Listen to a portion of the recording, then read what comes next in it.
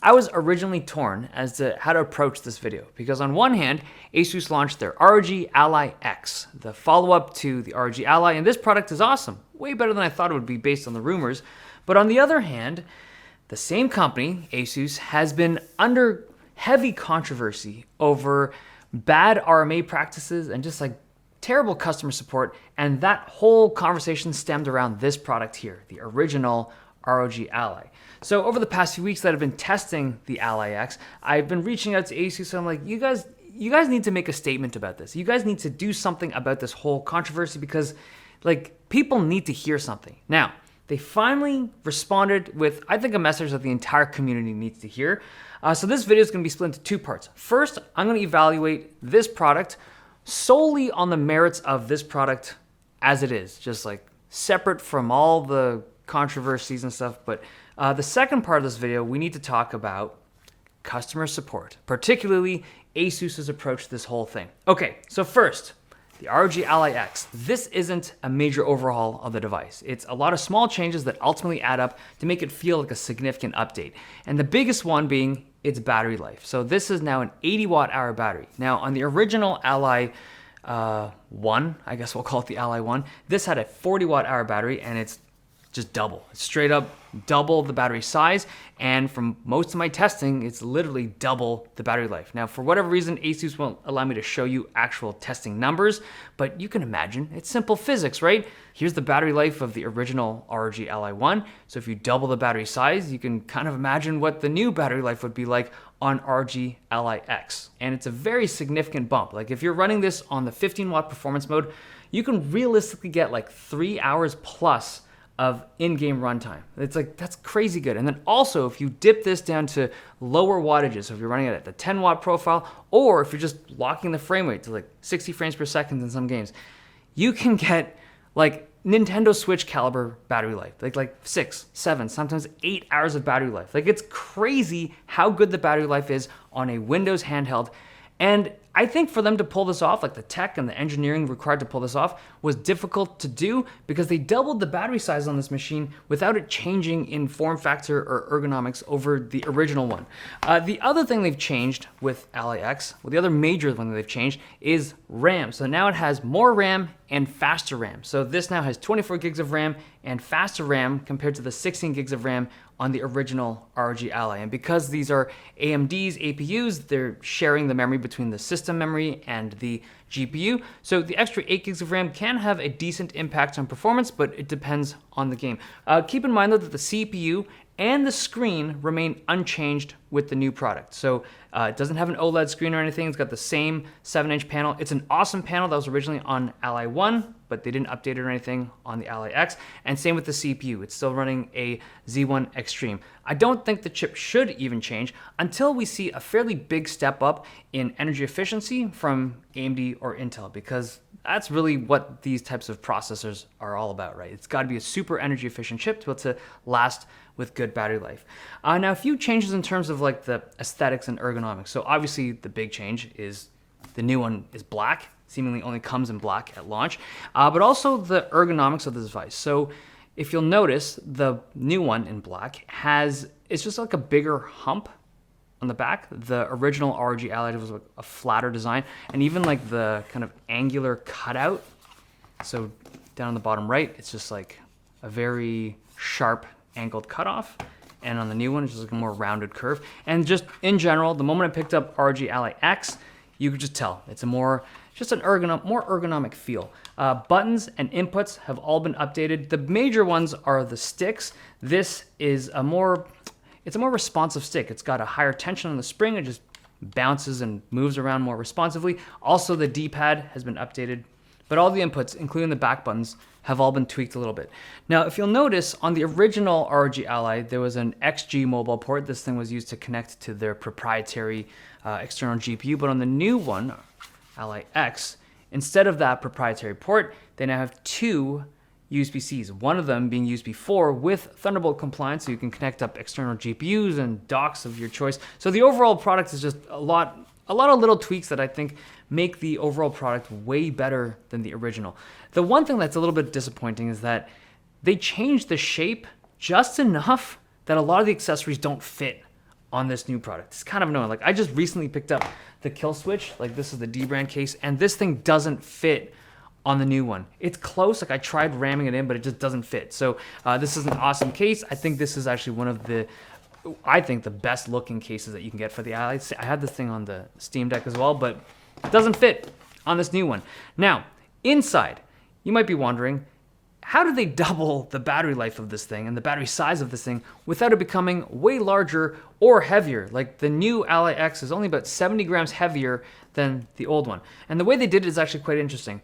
One of the things they tackled was the weight of the casing. It's a lot lighter, but also the thermal system has been reduced in both size and weight. And that was a little bit concerning because typically when it comes to thermal systems, you want things to be bigger and heavier. Like that just allows you to have the most amount of hardware in these things to be able to pull off the heat, right? But somehow they made this new one smaller and lighter.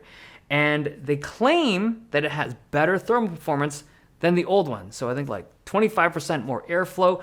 And when you look inside, the new fans definitely have more blades, but in terms of thermal performance and fan noise, I do want to test this stuff properly on retail units before I draw any conclusions. Also, a new SSD position. So you can now have full-length SSDs in the Ally X compared to the shorties of the original Ally 1. So it's just a little more convenient if you want to upgrade the drive inside these devices. Now the last thing is the new Ally X has a brand new SD card slot. So if you know the lore of the Ally X, the SD card slot has had problems in the original one.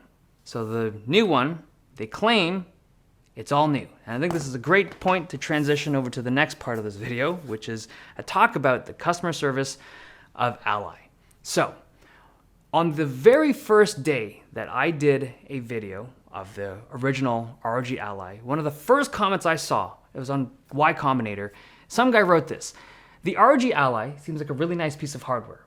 Having said that, I cannot possibly stress enough how bad of a time you will have if it breaks and you have to deal with an RMA or Asus customer support.